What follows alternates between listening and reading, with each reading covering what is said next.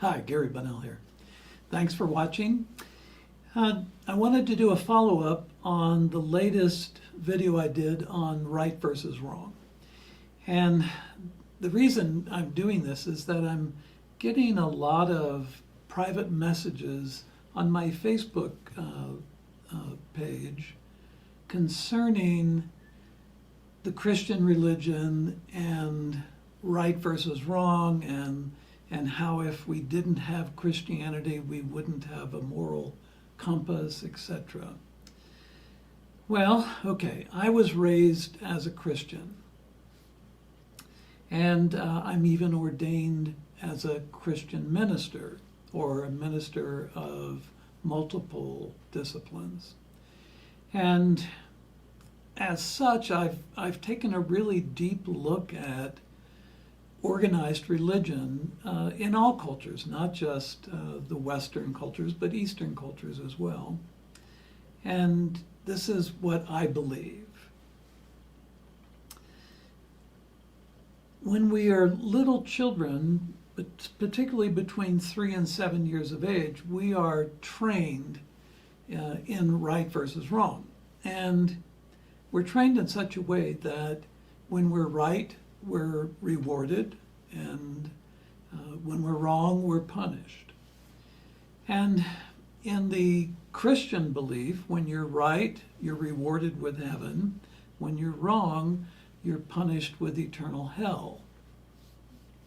When I was a little boy in Sunday school, oh, my mom, she had, bless her heart, sorry, Mom,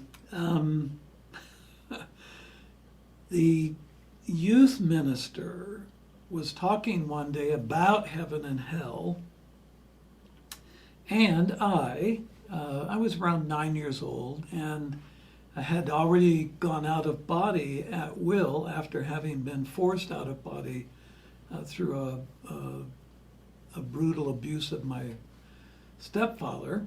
I was going out of body at will and beginning to understand a little bit more about what it was to be a human, even at that age.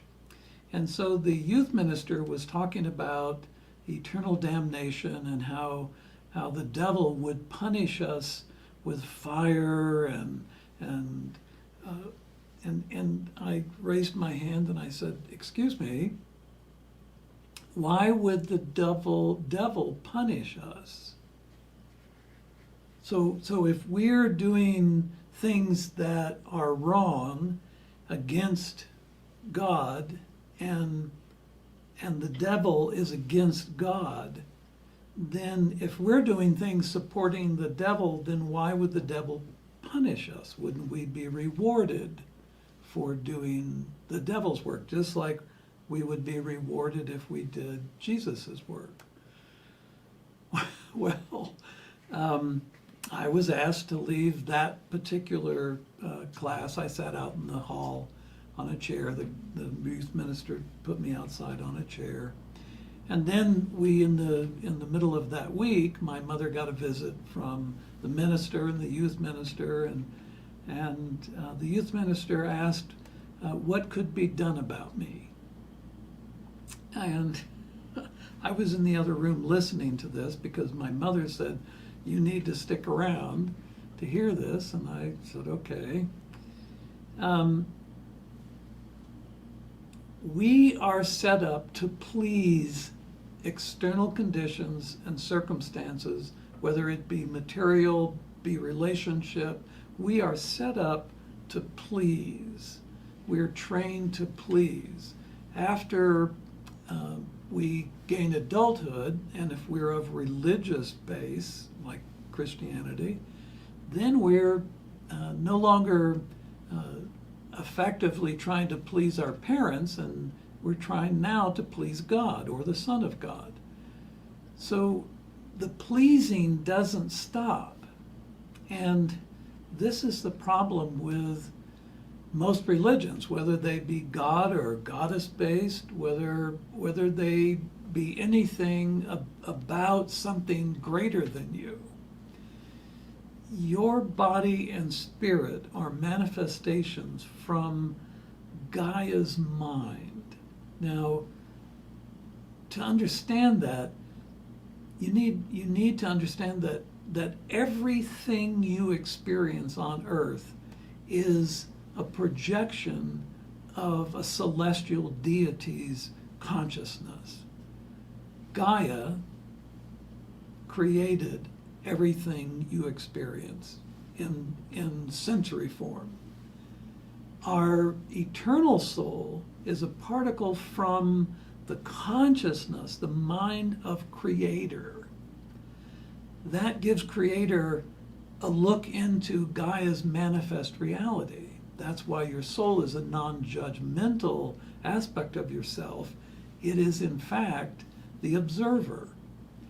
And as we gain in awareness, and I don't want to use the term spiritual awareness, as we gain in awareness, then we can begin to experience that non-judgmental view of Gaia's manifest reality.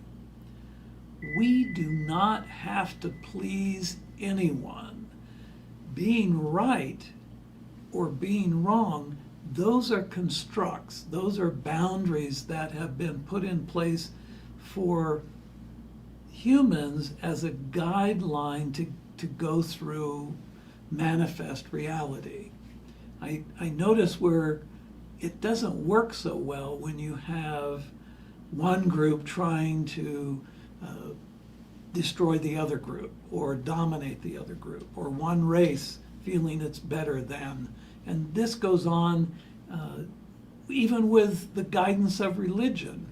I mean, if people really, really followed the tenets of Jesus, boy, the world would be very different, extremely different.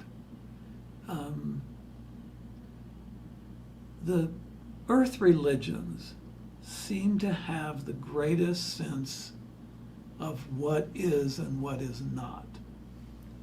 When a person feels connected to everything, a blade of grass, a hummingbird, an elephant, a whale, a tree, a cloud, when a human feels connected to everything, there is no pleasing that has to be done. And this being right or wrong is inherent within us. We know how to be with each other. We know decency, we know compassion, we know connectivity at all levels. So I might be coming off a little strong here, but I'm getting tired of the push from the right of, religion is everything. Well, it's not. Jesus was not the only Son of God. God doesn't exist somewhere out there. God is within you. Gaia is your manifest creator. Everything is masculine and feminine. The energy that makes up your spirit is masculine. The body you live in is feminine. Doesn't matter what gender your body has. Your body is feminine. All structures are feminine. All energetic structures are masculine. Our thoughts are electric, our feelings are magnetic. We are a part of this amazing creation. And this good versus bad, right versus wrong, has become win over loss, win over losing. And I have to tell you, that is going to be the downfall of humanity. There will be a group of winners, and there will be a group of losers. And it's all because of this shift from right versus wrong to win versus lose. People who are out of balance don't feel the connectivity. They don't feel the that part of them that's accepted by creation. They don't feel it because they're they're wanting it to be one thing or another thing instead of realizing it's all one expression of being. And that when we really come into focus with our spirit awareness expanding into soul consciousness, and we reach that non-judgmental state, we begin to see what's actually here. We begin to see what Gaia has created, and we begin to feel that connection to universal mind through our eternal soul. So, yeah, religion is just another form of having to please something outside of yourself. It's hard for you to express yourself if you're constantly worrying about pleasing some greater force instead of understanding you are a manifestation of that greater force. So, thank you. I'm sorry if I got a little intense there, but yeah. Thanks for watching the video. I'll speak with you again soon. Thanks. ご視聴ありがとうございます。次の動画でお会いしましょう。Thank you for watching. See you in the next video.